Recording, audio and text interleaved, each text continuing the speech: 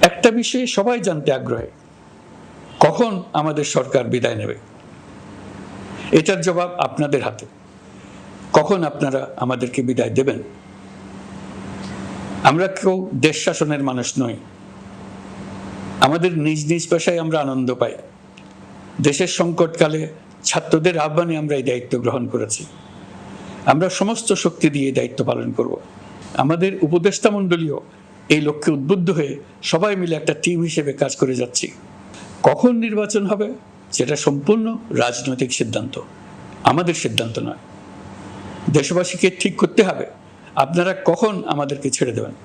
আমরা ছাত্রদের আহ্বানে এসেছি, তারা আমাদের প্রাথমিক নিয়োগকর্তা। দেশের আপামর জনসাধারণ আমাদের নিয়োগ সমর্থন করেছে।